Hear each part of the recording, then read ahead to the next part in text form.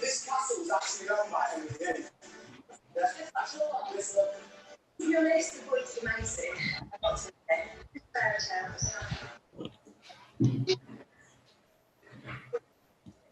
East.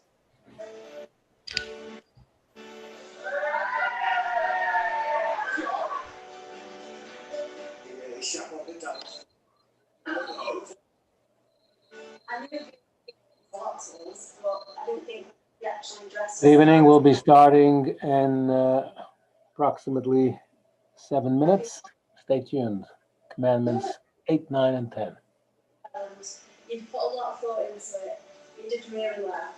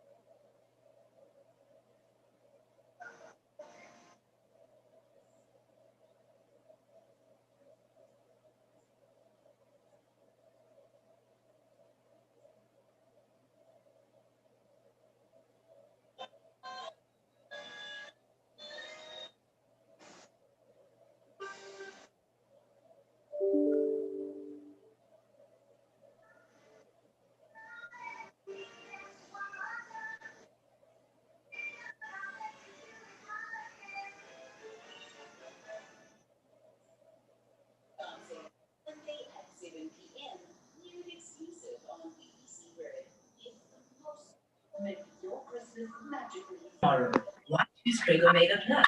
It's a green one. Pregnancy supplement with high quality omega-3. It's South Africa's #1 vegan choice. Make up an accessory.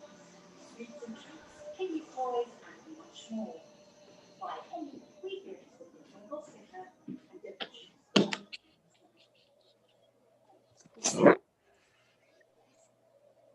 Feeling disappointed.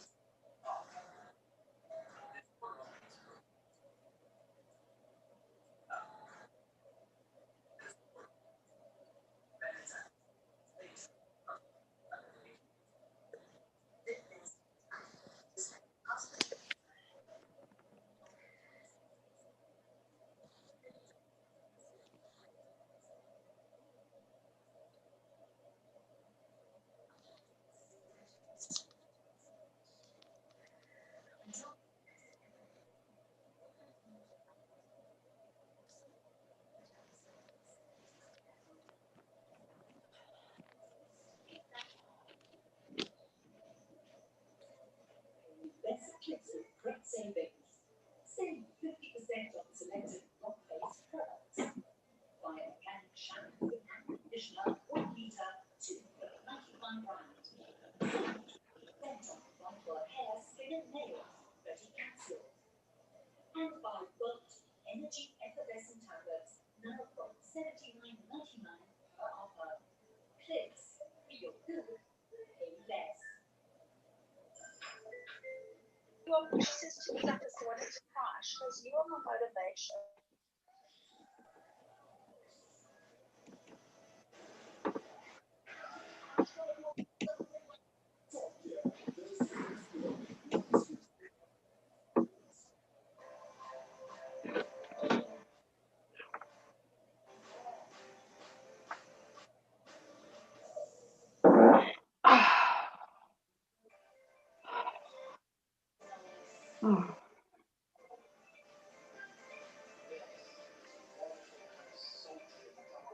Delicious.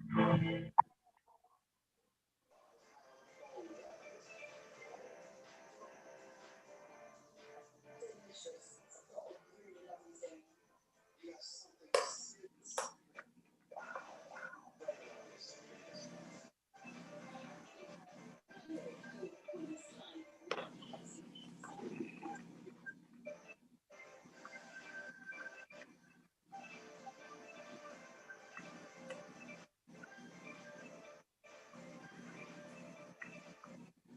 Right, guys, so we're a few weeks in now. You know what? I think we're starting to find a little bit of a flow with all this cooking and cooking. And even though I'm filming this from home and I'm turning it on so my wife, there's a case of all kids around, really proud of this. This new approach of looking at recipes that are more like principles, where you can own the recipe, it doesn't own you. It's good. There's a whole load of people that have never cooked before that are cooking.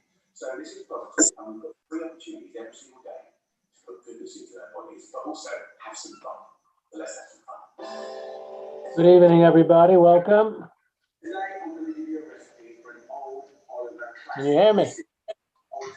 Can you hear you, Reva? Yes, Trevor. Thank you. Thank you. Okay. Again, I'll ask people who have noise in their background to mute themselves, please. Otherwise, I have to mute everybody. And I can't take any questions till the end. You can close your TV there, or radio, or just mute yourself. Not so difficult.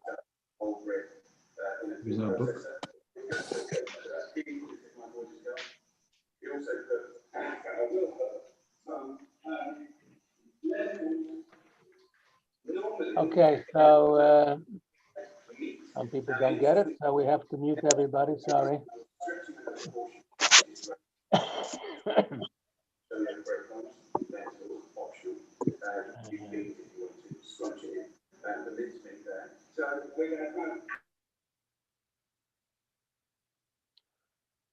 Okay, now I can hear myself. Maybe you can hear me too. Good evening and welcome to the final chapter. We are, please God, going to conclude the 10 Commandments tonight with numbers 8, 9, and 10. So I have been limiting it to 45 minutes. It may go a bit longer tonight because I really do want to finish because the school holidays are coming and people are going to start going away. I don't want anyone to miss it. And I don't know if we have enough material for another whole shiur, so I'm going to try and finish tonight, and I hope you'll bear with me if we do go a little longer than 45 minutes. I don't mind going up to an hour. I don't think we'll need more than that, so please bear with us. So thank you for joining us. If you want to follow in the Chumash, the Art Scroll Chumash, it's on page 412 in the Hebrew, 413 in the English. You don't need it, it's not compulsory, and there isn't really that much in the text except for number 10, which has a sentence. 8 and 9 are just 2 words. So, without further ado, let us commence. So, number 8, Lo tignov, you shall not steal. The Medrash says, because of thievery, famine will come to the land. If you remember back in the beginning of Genesis, the second parsha was the story of Noah and the flood, and that whole generation was wiped out. They all drowned in the deluge. There have been other generations where people were very bad and wicked people, like in the Tower of Babel and all that stuff. God didn't make too many floods. There was only the one flood. What sealed their fate was the word Hamas. I think it's fascinating that that terrible terrorist organization, Hamas, is actually a Hebrew word which means robbery and corruption. How's that? They chose a good name, those guys. And the Chumash says that Hamas robbery was what brought them down, and it reached the point that God could not tolerate it any longer, and they went down in the floodwaters.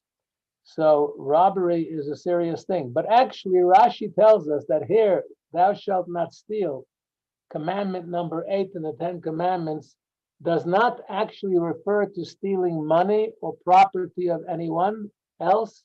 It refers to stealing one type of item, and that is another human being, i.e., kidnapping. When it says thou shalt not steal in 10 Commandments, it's referring to stealing people, human beings. Kidnapping rather than putting your hand in the cash register. That doesn't mean that stealing money or property is permissible, not at all, God forbid.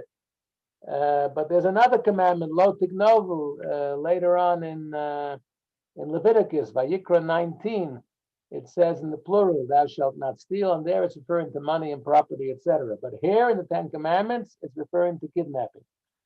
Why do we say that? Because the previous 2 commandments that we did last week, which were murder and adultery, were both capital crimes, you will remember, right? If all the circumstances were correct and there were 2 witnesses who warned you and saw you doing the act, and then you went to the Sanhedrin, the Jewish Supreme Court, you could be put to death, capital punishment. Those were capital crimes, murder and adultery.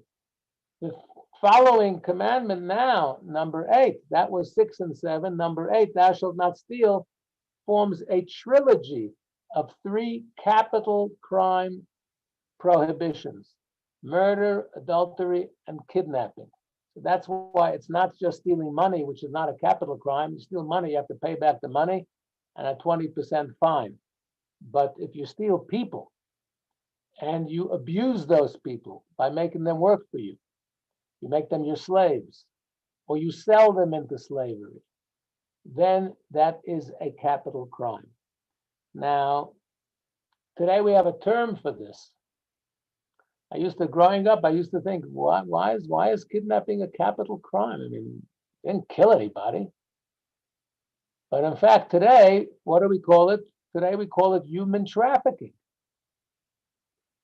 And we see these terrible, horrible stories of human trafficking, of young girls being kidnapped and sold into slavery as sex slaves, taking African girls and selling them in Europe. We see these horror stories, and we could actually relate to human trafficking being a capital crime. It's not, it doesn't seem extreme when you realize what goes on in human trafficking today. So therefore, not to steal in the 10 Commandments is speaking about kidnapping. It's interesting that we're learning this during these 16 days of activism against gender-based violence. Now, a question. The Hebrew lo tignov, thou shalt not steal. There's another word that we use, which is this is geneva. Geneva is like for a ganef. A ganef steals. But there's another word, gezela, with a Z, gezela. And that refers to robbery. Tignov refers to sort of subterfuge, like a burglary. When nobody's watching, you steal. But gezela is robbery, is outright robbery, highway robbery, when you know, your money or your life, stick them up. That is a different word, gezela. So if it's in fact human trafficking, if it's kidnapping, that's not a burglary that happens at night. That's brazen in full view of the person. You're taking him away. Why do we use the Hebrew lo tignov? It should have been lo tigzol, which is more the word for robbery. And commentaries explain, because when you kidnap someone, you've kidnapped them openly and brazenly. What about their family? What about their husband? Or what about their mother and father, or brothers and sisters who you've taken them away from, their family? They weren't necessarily there. They weren't party to this. You chopped them in the street or on the road or who knows where. So the family were in the dark. So for them, it's like a burglary. So therefore, the word tignov is in fact appropriate. Now, having said that, it basically refers to kidnapping. Nonetheless, we know that the Ten Commandments are sort of subject headings for many, many other commandments. We said before, way back in the beginning of this series, that the first commandment, I am the Lord your God, is the basis for all the 248 positive commandments. The second commandment, thou shalt have no other gods in my presence, is the basis for all the 365 negative prohibitions. And each one of these 10 is like, why are these 10? There's 613 mitzvahs. Why are these 10 singled out? Because they are each fundamental, and they are sort of general things, which besides the specific also include many other things. So likewise here too, when we speak about thou shalt not stealing, although I said strictly speaking it refers to kidnapping, however, included in the commandment not to steal is also many, many different, all forms of any deception and dishonesty. So, for example, in my Gemara Shir on Tuesday nights, we're learning about ona'ah, about price fraud, of making an exceedingly high profit when you sell something. If it's more than 1/6 over the market value, that is considered fraud, and the unwitting buyer can demand a refund. The Torah was so ahead of its time, thousands of years ahead of its time. Today, only in our generation do we have a concept of people who steal what we call intellectual property. You heard the term intellectual property. A guy comes up with a brainstorm, and before he can patent it, somebody stole it and patented themselves and copyrighted. It's called intellectual property. Stealing intellectual property is stealing as well. It's not money, and it's not hard assets or physical property. It's abstract. It's an idea, but stealing that is also forbidden. So it's amazing how the Torah was so ahead of its time. Not giving credit to someone else for their wisdom. You're quoting someone else's wisdom. Pirkei Avot says you should quote the person who you heard it from. Like the story of Esther in the Megillah, she quoted Mordechai, who heard the two people plotting to assassinate the king. And she told the king that it was Mordechai who told her, and that was crucial in the unfolding story of the miracle of Purim. So you should give credit where credit is due. If you hear something from, I wish I remembered every place and every source when I give a shir or a sermon. I don't always remember. When I do remember, I try and give credit that Rabbi so-and-so or this and this commentary said this idea. So, like they say, if you steal from one person, it's plagiarism. If you steal from many people, it's called research. So, but really, we should give credit. Otherwise, it's stealing. You're stealing their ideas. Today, it's very easy on Google. And there's something called in Hebrew, genevat da'at, deceiving someone. For example, you know that this guy, there's no way he's going to accept your invitation. So you invite him for Friday night to your house. You know for a fact he has other arrangements, or he can't come, or he can't walk that far, or whatever it is. But you invite him anyway to make yourself look good and to score points or to flatter him, to get brownie points or whatever it is. That's deception, because you know full well he's not coming. So it's actually not honest. How's this one? Buying stolen goods. You're paying for it. It's not legal. It's stealing. You are part of the problem if you buy stolen goods. And boy, do we have this problem here in South Africa. All these ganovim who are stealing the copper wires, and then suddenly we have power failures, or all kinds of problems. Or, I had a couple of years ago, suddenly I see my domestic lady tells me that she can't close the tap outside. So I go outside, it's gushing water, and I tried to close the tap, but there's no tap. The tap is missing. They stole the tap. Then I went around the garden. They stole every tap in my garden, and they broke it. They got 5 rand for every brass tap. So they got 5, 10. Then I made 50 rand. It cost me thousands of rand to fix the damage that they did. But who bought those brass taps from them? The buyer knew that they were stolen. You know, you're getting such a good deal. It fell off the back of a truck, right? That TV fell off the back of a truck. Yeah, you know those stories?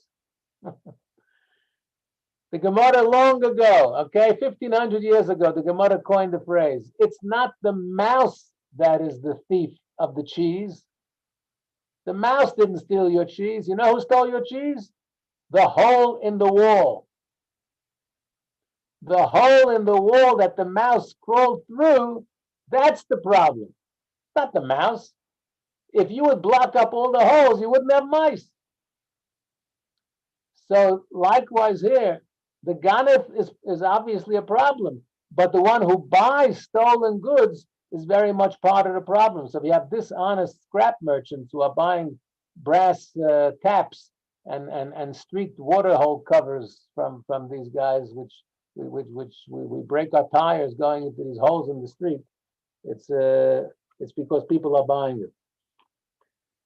Okay, now, I mean, we see today in South Africa how crime and corruption is destroying our country. They even stole the state capture. So we see how important commandment number 8 is.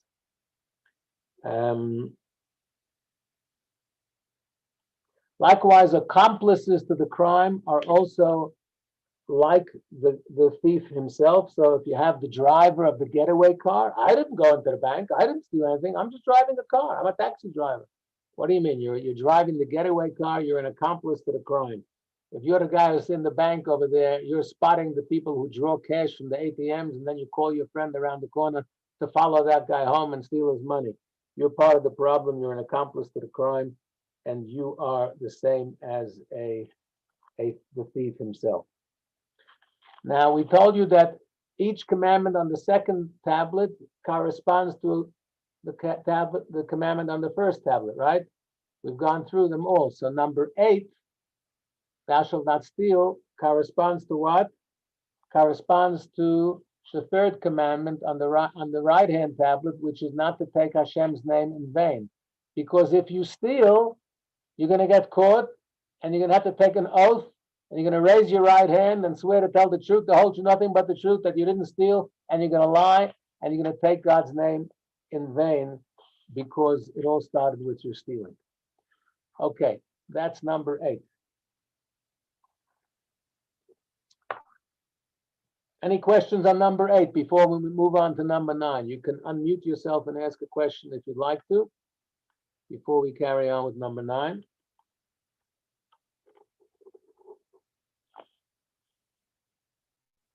Okay, you got all the answers, obviously. No, Rabbi, sorry, it's me. Okay. I didn't know you mentioned it. I'm sorry, I came in late. What about stealing time from somebody? Stealing time is also stealing, 100%. 100%. Thank you for bringing that up. Even if you have a servant, you shouldn't just tell him to wait outside for me, and you're going to spend a few hours doing all kinds of things. The guy's waiting, he thinks you're coming in 10 minutes, you come 3 hours later. That's stealing time, even of somebody who works for you, and even if you're paying him, still it's considered stealing time. Thank you for bringing that up. Anybody else? Okay, we move on to number 9. Lotane bereacha eid shoker. You shall not bear false witness against your neighbor, which in simple English says don't lie. Okay, so we could say number 8 was stealing, number 9 is lying, and number 10 will be jealousy, envy. But it's not just lying, it's specifically in court, in a Beth Din court case. or any court case for that matter.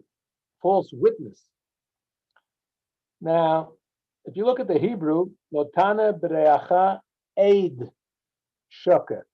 Eid is a witness. Eidut is testimony. Now, I would have thought that it should have said here, Lotane B'reacha Eidut Sheker. Do not bear false testimony. Why does it say Eid Sheker? Do not bear false witness against your neighbor. Do not bear false witness against your neighbor. That sounds a bit of strained language. Sounds funny.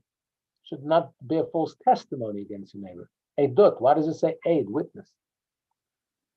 So Reb Meir Simcha of Dvinsk, you heard of him? He wrote the famous book Or Sameach, and he wrote another book called Meshech Chochmah on the Parsha, and he says like this. He says, sometimes the testimony may be true,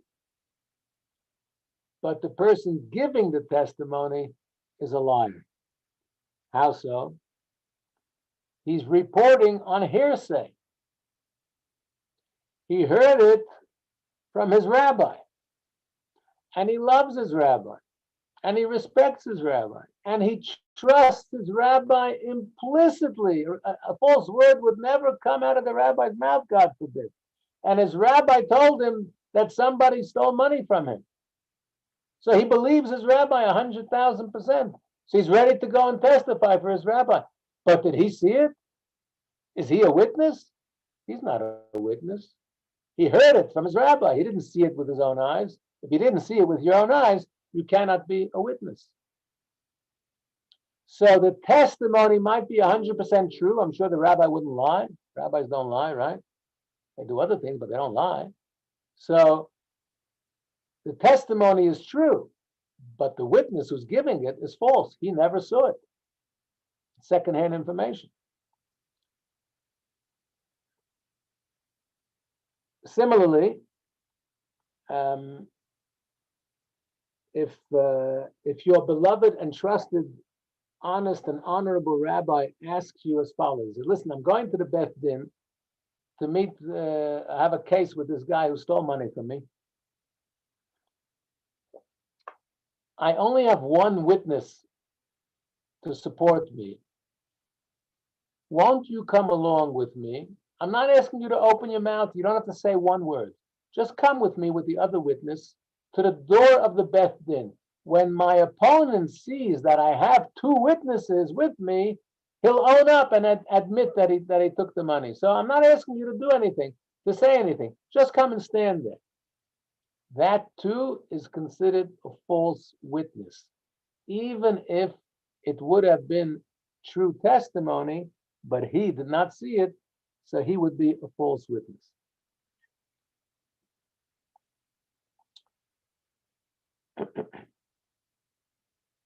This explains also the other Hebrew word, lo ta'aneh, ta'aneh. You know what the word ta'aneh? Ta'aneh literally means answer, to respond, or repeat.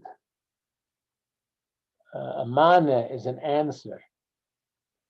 So lo ta'aneh really means to repeat,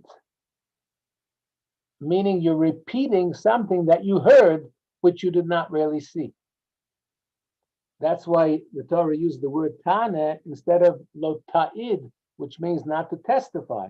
We would have thought it would have said, do not testify. No, it says lo Taneh, do not, literally, we translate it, do not bear false witness, but bear is not the literal translation. The literal translation would be do not repeat. So if it's hearsay, you're only repeating what you heard from someone else, don't do it. What does number 9 correspond to? Number 9 corresponds to number 4 on the right-hand tablet, right? What's number 4?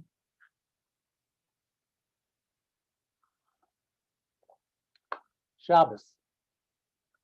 What's the connection between false witness and Shabbos? Because when we keep Shabbos, we are bearing testimony to the fact that God created the world, that he is the master of the universe. You know why we stand for Kiddush on Friday night? We're saying Vayachulu Hashemayim Va'aretz, that God created the whole world 6 days and rested on the seventh. We are then bearing testimony to Hashem's creation of the universe, and therefore we are witnesses, and witnesses stand in the witness box. So therefore, there's a correlation between number 9, not to bear false witness, and number 4, Shabbos, where we are witnesses testifying to the fact that Hashem created the world. So we stand for Kiddush Vayachulu, and it also says that whoever desecrates Shabbos, God forbid, denies this truth that God rested on the seventh day and therefore bears false witness against the Torah. I want to just add a couple of general ideas about truth and falsehood, about lying. Who can tell me what's the Hebrew word for a lie? Sheker. Sheker, thank you very much. And how do you spell sheker? Shin, kuf, resh. Okay, I don't have a blackboard or a whiteboard, and I'm not so technical to go make a screen sharing here, so you'll have to visualize. Visualize in your mind. A shin is 3 heads and a narrow base. Right? That's a shin. A kuf is like a hay, but it has a long leg, one long leg. A resh is a horizontal and a vertical, like a right angle. That shin kuf resh spells sheker, which is a lie. The rabbi said, sheker ein lo raglayim. A lie has no feet to stand on. What does that mean? If you look at the word sheker, you'll see it has no feet. Each of those 3 Hebrew letters that spell the word sheker for a lie do not have a solid base. The shin has just a point on the bottom. The kuf has just one long leg, not 2 legs. How long can you stand on one leg? The resh also has one leg. It has no raglaim. It doesn't have 2 feet to stand on. It has only 1 foot to stand on. So a lie cannot be supported forever. Sooner or later, it will crumble. It will fall and fail. However, truth, what's the Hebrew word for truth? Emes. Emet. Thank you very much. And how do you spell emet? Aleph, mem, tov. An aleph has 2 legs. A mem has a whole solid bottom base. A tov also has 2 legs, right and left. So emet, the opposite of sheker, truth, the opposite of falsehood, has strong legs and strong bases and strong foundations to stand on, because it's true, and truth will be forever, the truth forever. The Hebrew word emet also shows that truth is consistency. If something is truthful, it'll be consistent from beginning to end. And if it's not consistent, then it's not truthful. Emet, Aleph, is the first letter of the Hebrew alphabet. Tov is the last letter. And Mem, in the middle of Emet, is the middle letter. So the beginning and the middle and the end, it's consistent. It's truth throughout. So those are some nice ideas on truth and falsehood. And finally, elsewhere the Torah says, Midvar sheker tirchok. From words of falsehood, you should distance yourself. Distance yourself from falsehood.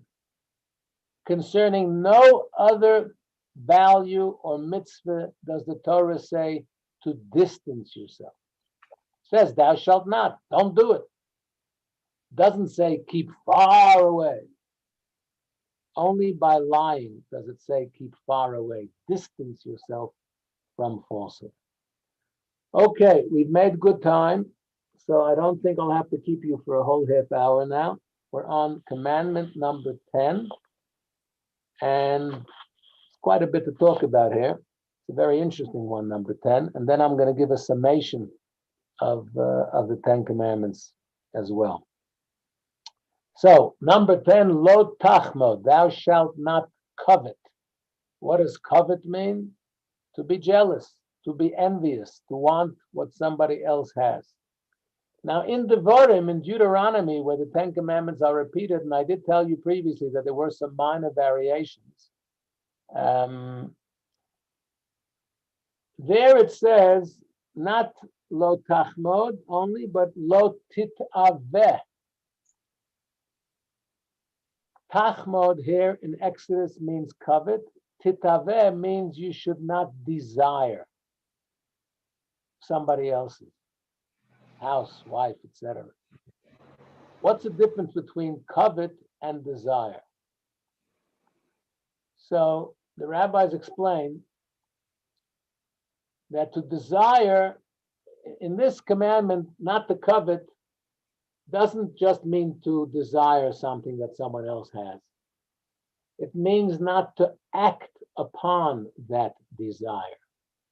So you go by somebody's house and you fall in love with their house and you ring their bell. There's no for sale sign on this house. You ring their bell and say, I like your house. Is it for sale? They said, no, it's not for sale. We're very happy here. He says, I got to have this house. How much you want? No, it's not for sale. And you start pestering him. You start making him offers. And eventually, maybe you make him even offer he can't refuse. According to the Rambam, you have now violated the 10th commandment because you acted on your desirous, on your envy of what somebody else has. Even though you bought it legally fair and square, you paid him full price, maybe you even paid him more than market value. But you acted on your envy of something that belonged to someone else. That is a violation of the 10th commandment, according to the Rambam. The Ravid, who often disagrees with the Rambam, he disagrees here too. He says if the owner sells willingly, there's no violation. However, somebody who forces someone to sell, let's say he's a very powerful guy and he has a lot of influence in town and he forces the guy to sell him, even if he pays him money and he pays him a good price, but he compelled him to sell against his will, he is called a chamsan, from the word chamash that we mentioned earlier. He is considered a violent robber, and such a person, even if he paid for it, he is considered a ganef, and he is posel le'edus. He will be disqualified from being a witness in a Jewish ceremony or in a Jewish court of law. He's not considered an honest person. Now, before I forget, number 10 corresponds on the first tablet to number 5, which is kabed, honor your father and mother. What connection is there between being jealous of what someone else has and honoring father and mother?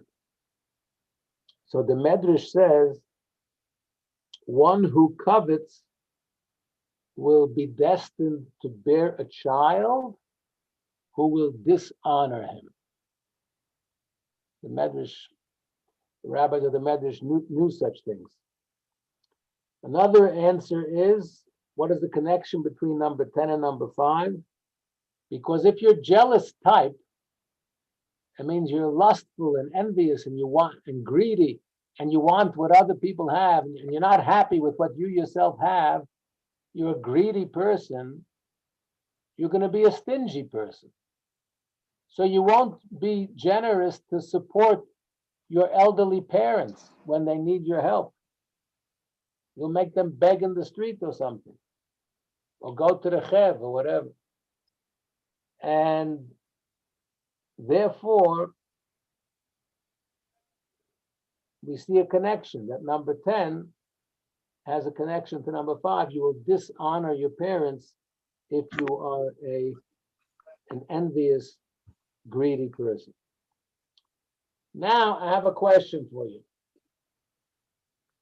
Is this the most difficult commandment of all? Number 10? What do you think? Could be. Now I understand, I mean, all the other commandments, well, almost all,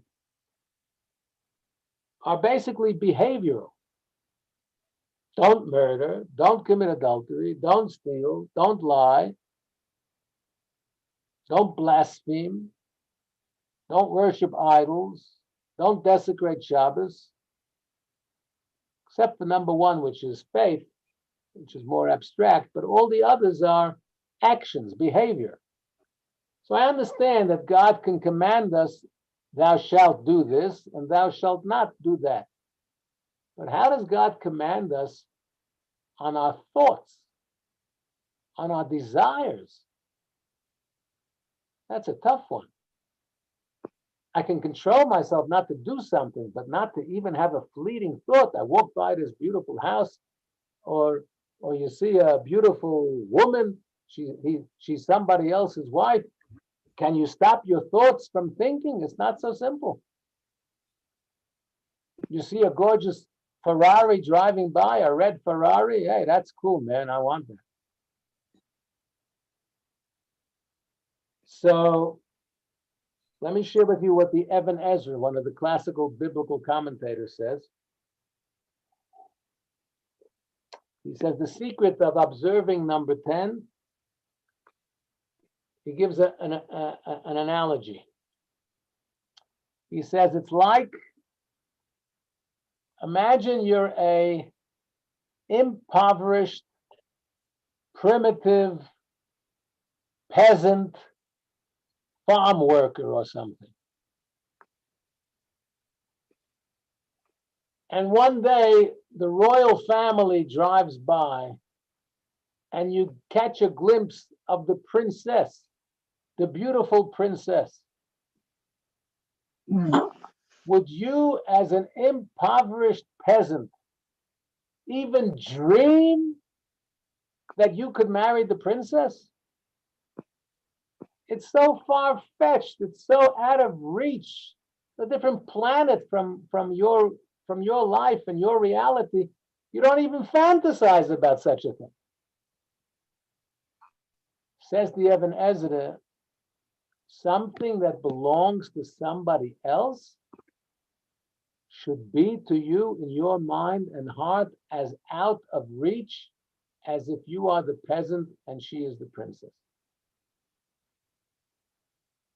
Because in God's plan, he has what he has and you have what you have, and that is part of Hashem's plan, and that's how it's meant to be, and that's actually what's best for you, even though you don't know it and you don't feel it. What you have and don't have is best for you. God knows better than you know. You know, people wish each other, oh, I wish you whatever you wish for yourself. I must confess, I don't use that wish. Because I know some people wish things for themselves that they shouldn't be wishing.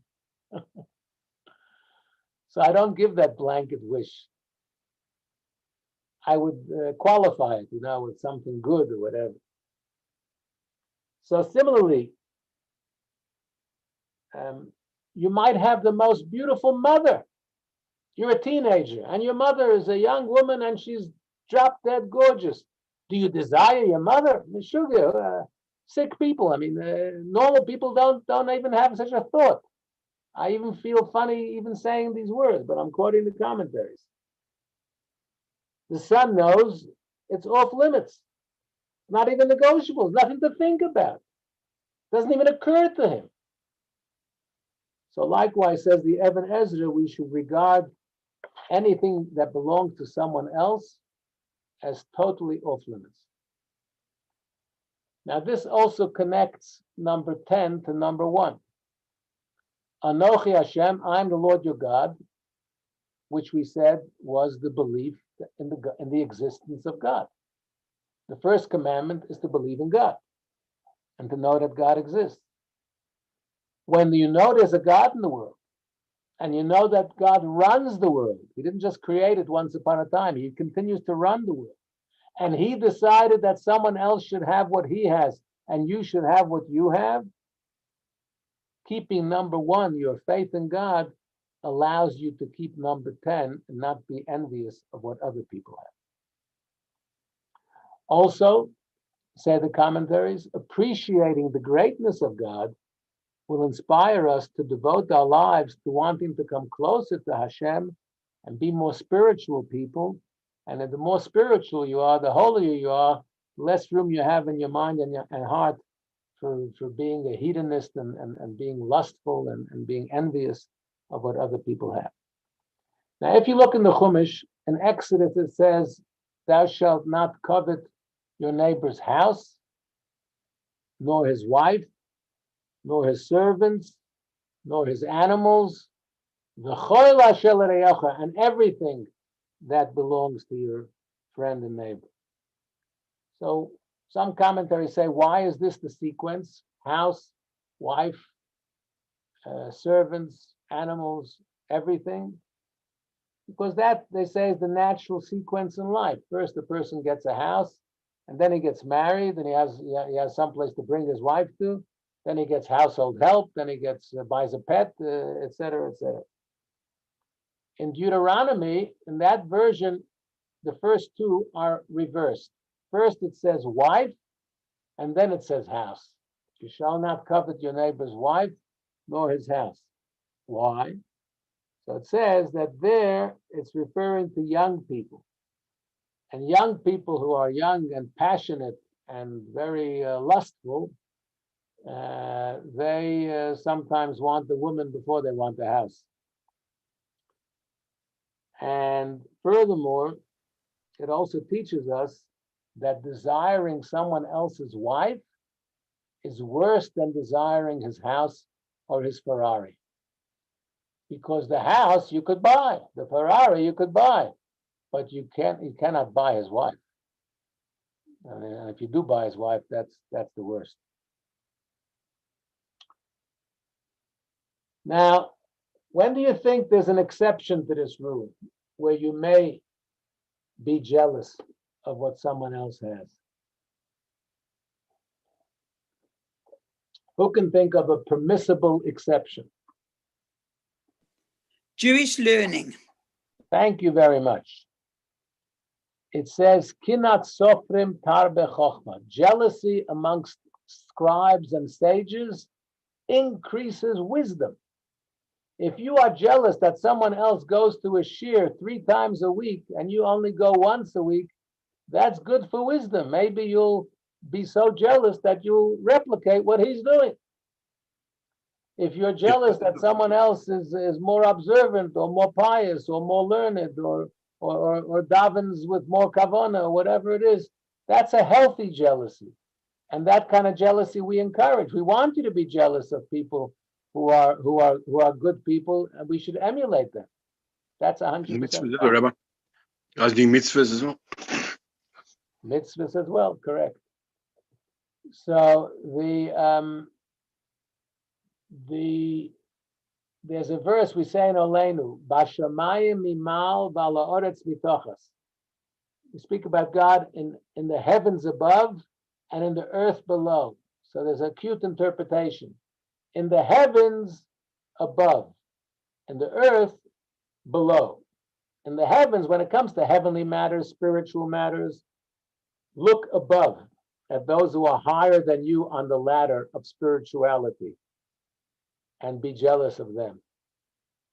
In earthly matters, in material matters, look below. Look at those who are lower on the ladder of life than you and be content with what you have and don't be jealous of other people.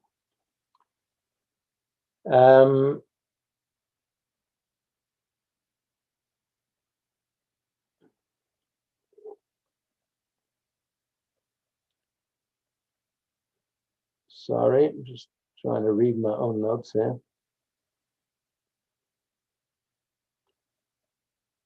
Right. In Devarim, in Deuteronomy, they also add another word, sodehu. Do not be jealous, do not covet, desire his field, someone else's field. In Exodus here, it does not say field. So I saw a very practical explanation as to why in Exodus it doesn't say don't be jealous of your neighbor's field, and in Deuteronomy it does. Where were they when the Ten Commandments were originally given in Exodus? Where were the Jewish people? At Mount Sinai. Where's Mount Sinai? In the Sinai desert. Are there any fields? Any irrigated fields? Any green grass in the desert? No. So there's no field to be jealous about. In Devarim, Deuteronomy, Moses is now recapping the last 40 years before he takes leave of the people, before he hands over the leadership to Joshua, who's going to take them across the Jordan River into the promised land, and they will conquer and settle the promised land and have lots of fields, a whole land of fields. There it's relevant to say, don't be jealous of someone else's field. Now, another question. I write about this in my book. Why does the Torah say a bunch of specifics that you shouldn't be jealous of? And then it gives a generalization at the end. Don't be jealous of his house, wife, servants, animals, or all that is his. You could just say, don't be jealous of all that is his. Why do you have to mention specifics and then or and all? So I saw a beautiful explanation. When you are considering coveting, if you think about wanting what someone else has, think very carefully. Think twice and three times. Before you get jealous of that other guy, don't be so quick. Rethink it. Okay, he's a rich guy. You're jealous of his bank balance. But hang on. Don't only look at house, wife, servants, Ferrari. Look at everything that is his, says the Torah. Meaning, look at the whole picture. Life is a package deal. Okay, he's got a lot of money. But does he have health? Okay, he's got a beautiful wife. But maybe she is the type of person that rhymes with rich. Or maybe he has a beautiful, nice wife and a beautiful home, but does he have nachas from his children? Is there anybody in life that has everything? They say nobody has it all, right? Nobody has it all. So don't just be jealous of one thing that guy has. Would you change your life with his life? When you look at the other factors in his life, you wouldn't be so jealous. So therefore the Torah adds, look at everything, look at the whole picture. Don't just look at specifics. They tell a folk story that a bunch of wood choppers were in the forest, and then they broke for lunch. And then they all took out their lunch in their backpacks, and they put it out in a circle. And they made a deal that everybody could walk around and choose what they like, and they could choose anybody's backpack. And everybody looked. They looked at this one's and that one. They looked at everybody's pekel. You know, a pekel, Yiddish. Everybody's pack, everybody's burden, everybody's life. In the end, you know what they chose? Each one chose his own. When everybody opened their backpacks and you saw their whole pekel, you saw what they have in life, all the pros and the cons, you said, you know what? I'll keep my life as is. I'm not going to trade with somebody else. Yeah, they have more this, they have more that, but the total full picture, the package deal, I'll keep my life. Thank you very much. So therefore, the Torah says, don't just look at specifics, look at everything. Now, you may know the very first sin in history, back in Genesis, the forbidden fruit. How did it start? In those days, the serpent was created with legs. And the serpent was the most cunning creature in the garden, and the serpent desired Eve for himself. So he tried to trip up Eve and get Adam into trouble so he could have Eve. It all started with the serpent coveting Eve. By Samson Raphael Hirsch, the great German Orthodox leader, wrote that from this commandment, you could see that the Torah came from God. Would any human king make such a commandment to command our thoughts and our feelings? It's unheard of. There's no legal system in the world that has any laws about thoughts or feelings. It's all about behavior, about actions, deeds or misdeeds. Only the Torah, only Hashem wants us to be refined, elevated people who not only do the right thing, but also think the right thing and don't think wrongful thoughts, envious thoughts. So he says this is quite an interesting revelation that the Torah must have been written by God, and the commandments were given to us by Hashem. We're coming to the end now. Some say that if you violate number 10, you may also come to violate number 6, 7, 8, and 9 above it on the second tablet. Because if you're jealous, it could lead to murder, it could lead to adultery, it could lead to stealing and to lying. So although it's the last commandment, in a sense, it's the bottom line, because it could lead to many others. Now, I'm going to ask you, you can unmute yourself and tell me, let's take a vote over here. I want to take a survey. Which of the 10 commandments do you think is the most difficult commandment?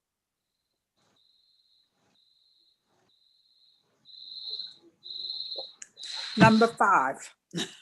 Number 5, to honor your parents. If you're an adolescent, then I agree. Or if you're a middle-aged person and you have elderly parents who have become not well and difficult, then I agree that could be very difficult. Okay. What else? Any other suggestions? Number 4. Keep it away. Number 4, Shabbos. Okay. I'm sure for many people who are trying to be Shabbos. Jewishly committed, Shabbos is definitely a challenge. It cramps our lifestyle more than most. Okay. What Number else? 1. Number 1. Faith. Faith. Thank you. There are definitely people who struggle with faith.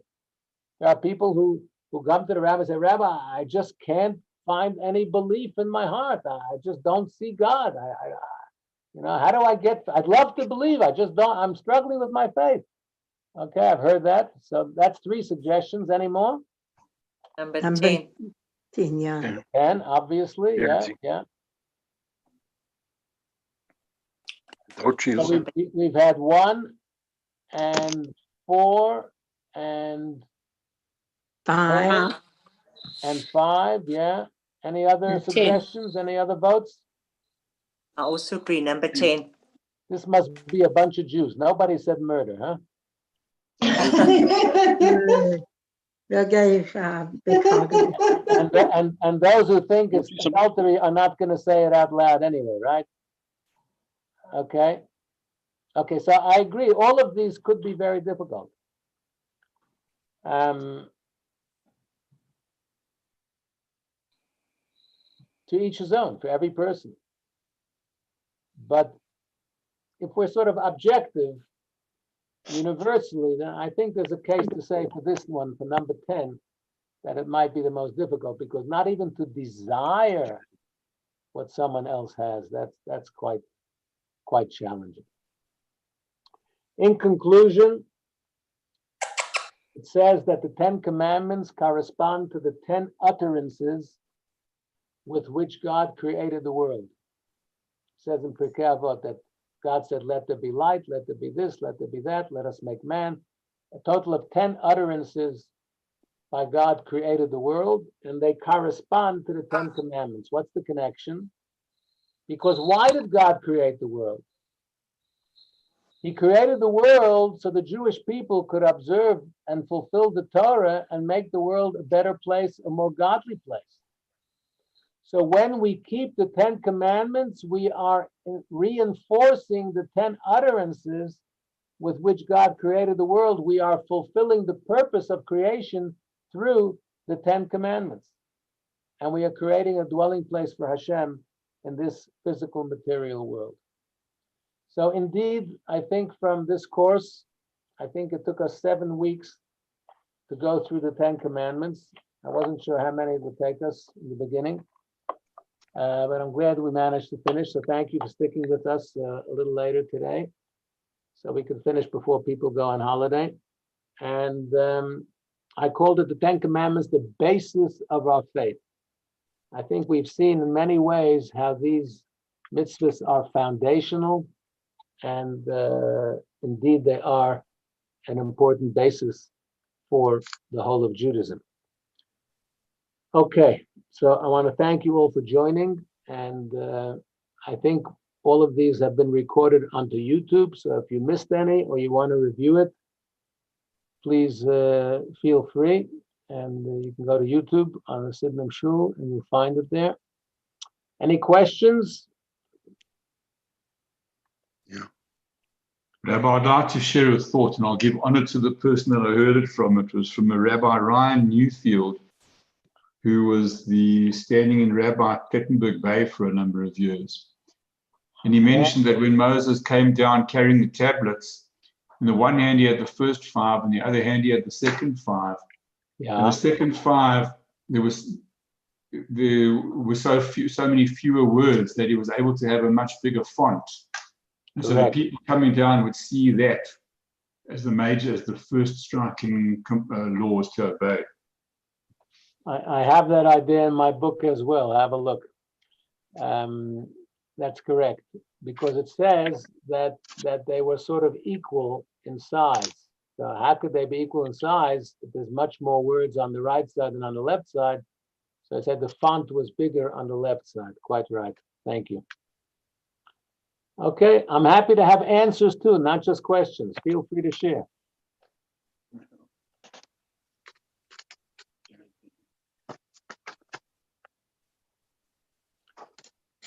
Okay, so this is going to take us to the end of our adult education program for 2020. I already think I know what I want to do in early 2021. Hopefully I'll have another series which you'll find interesting and join us as well, but I'm not going to announce it just yet until we confirm that, but stick around and stay tuned. Thank you for all those who are commenting on the chat line, for all your thanks. Thank you. And thank you, Shoshana from Jerusalem. Nice to be able to reach out all the way to the Holy Land. And thank you all for your comments. Estelle and Shoshana and Shulamet and Emil, thank you very much. Okay. Okay, so that's it. Thank you. Well done, guys. You are now, you can have your diploma that you are now masters of the 10 Commandments. Beautiful series. Thank you, Stanley. Thank you. Okay, everybody, sei gesund. Don't forget, Sei gesund. Hanukkah starts on Thursday, the 10th of December. And this Thursday, in a few days' time, 3 days' time, Thursday, we're going to have a big pre-Hanukkah Zoom program at Sidnam Shul. And you're all invited and you're all welcome. And it's going to be something out of this world. It's going to be something amazing. And stay tuned. I think we're going to be sending out the poster tomorrow. So, but I'm giving you a heads up to make sure you diary 8 o'clock in the evening this coming Thursday for something super duper. Thank you. Thank you, Jordan. Thank you. Thank you, Rabbi. Bye-bye. Okay, Jordana has a question. Can I ask about stealing if a person think he's entitled to your intellectual property? Well, a lot of people think they're entitled to a lot of things. Every case is unique. The question is, whose property is it? Whose idea was it? And if it's your idea, then even if you didn't copyright it, it should not be stolen. I'm not sure if I answered your question, but you're welcome to carry on the discussion. I'm happy to stick around another few moments. Rabbi, if somebody steals something from you, are you entitled to go and take it back from him? If somebody steals from you, can you take it back? Yeah, without just steal it back from him. Yeah.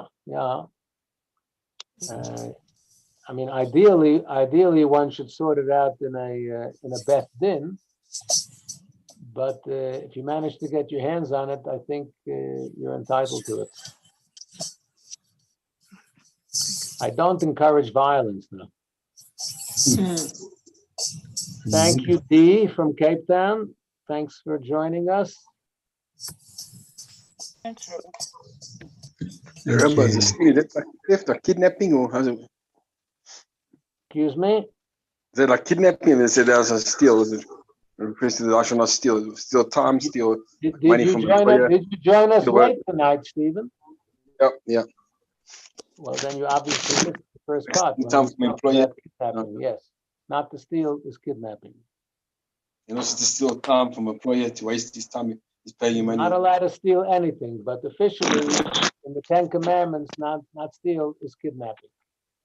We did speak about that earlier in the year before you came. Okay, everybody, wonderful being with you. And sorry if there's outside noise and you're not hearing me, but that's the end of it. So have a good night, have a good week. Hope to see you all on Thursday night. Bye. Good night. Thank you, Rabbi. Good night. My pleasure. Bye-bye. Thanks so much.